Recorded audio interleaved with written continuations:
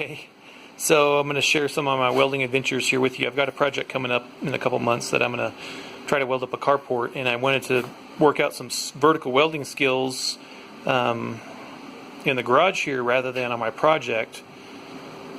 So this welder so far has been working pretty good. I've been burning a lot of electrodes. I've probably burned over 100 electrodes through it now, and 3/30 seconds. Some flat. I'm really burning a lot of them practicing this horizontal technique. So I just want to share a couple things that I learned. One, at risk of embarrassment to me, because my welding started out so terrible vertically, I was pretty shocked actually, because I've welded with an arc welder since I was, well, over 25 years, and flat welding and no big deal. But this vertical thing is totally got me all screwed up. So I've been practicing a few techniques I've learned from my reading and from watching some videos, and one was, you can see how terrible this one is. This is probably one of the first ones I did, where I ran a stringer up this angle here, this corner, and then I ran some Z-weaves, a second pass of a Z-weave and a third pass of a Z-weave, so one stringer and two Z-weaves, and you can see how terrible it looks. I mean, it's just, wow. And so I've learned some things, two things. One, the second one I'll get to in a minute, but the first one that I learned was that arc length. I was varying my arc length so that I would have my electrode further away where it was burning real hot, and I'd have it real close then where it was almost going out. And so I was making variable metal deposition because of my variable arc length, as well as my weave pattern or my stringer pattern wasn't consistent at all.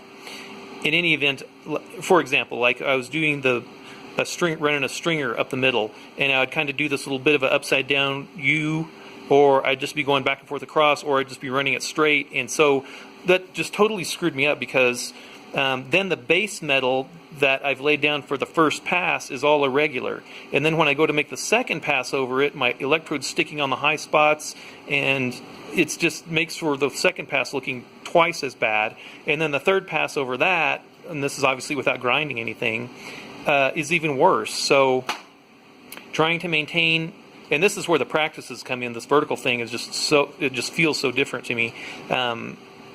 Trying to maintain a consistent arc length, as well as a consistent, whatever that pattern might be, whatever the pattern is that works for you, or that you're trying, just try to keep the same pattern and do that same pattern. And if you're getting good contact and good penetration on each side and no undercut and all that, then good, then try to stick with that. You can see the second pass here, or the second side I did, was just as bad. Is it strong? Will it hold it? Yeah, but it looks terrible and it's not consistent, and so it's not going to be as strong of a weld compared to a consistent weld. So here's the second one, and some of these are 1/8 rod, some of these are 3/30 seconds, and you can just see how terrible it is. Now here I ran up just a stringer up the side, and you can see how blobby it is. It got a tiny bit better for a couple seconds, and then it just turns into blobs again. Same thing over here. And then the second thing I learned that I want to share was that I didn't realize that my electrodes, I had hooked up the electrode here on the negative side and the ground here on the positive side. So I switched these around for DCEP, for electrode positive, direct current electrode positive, and my penetration got much better, and DCEP is supposed to give you much better penetration. So instead of this blobbiness that I ran into on these first two, on the third one I still had some blobbiness here, but then I switched over, and you can see that the penetrations and the weld is much flatter.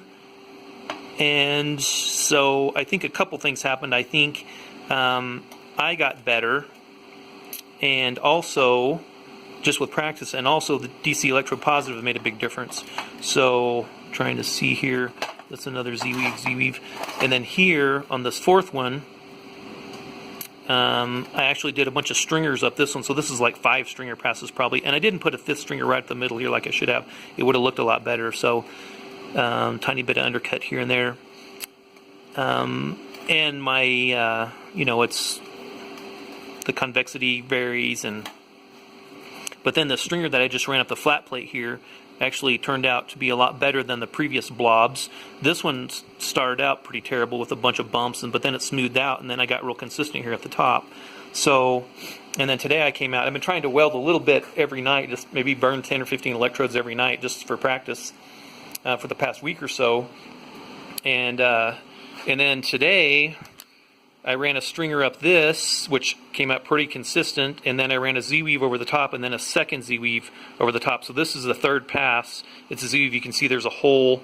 It started out, I had trouble maintaining my arc there. I got a hole there, and then I got a hole there.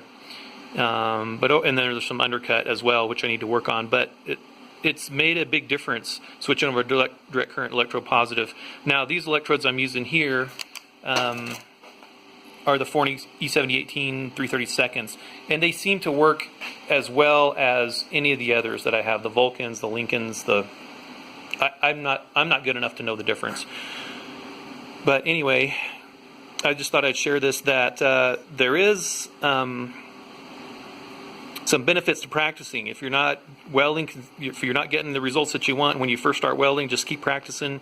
You're going to learn. You're going to learn to watch the puddle. You're going to learn to maintain your arc length. You're going to learn to maintain a consistent weave pattern or stringer pattern or whatever you're using.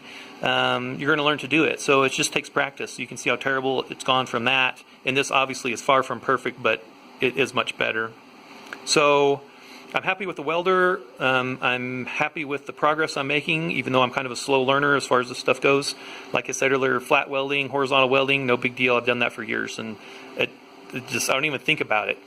And hopefully vertical welding will be the same. And I've got to practice this up because I've got to do some maybe overhead welding as well. So that'll be the next step once I get this dialed in. Okay, so I ended up running just a couple stringers up the sides of each on the flat area, just to use up the metal and to practice. And there's the first one. Better, still a lot of consistency, but it's not blobbing up. So I'm much happier with where the welder setting's at, and I think my skills are getting a little bit better. And here's another one I ran up the left side, just on the flat, and it's not too blobby. And better. So there is hope. If I keep practicing, hopefully I'll keep getting better. And so my project's going to be all on 1/4" steel, so this is 3/16. And so I need to get some 1/4" and cut that up and build some angles, and then practice on those angles with 1/4" or with 1/8" rods. So that'll be the next step. All right, cool.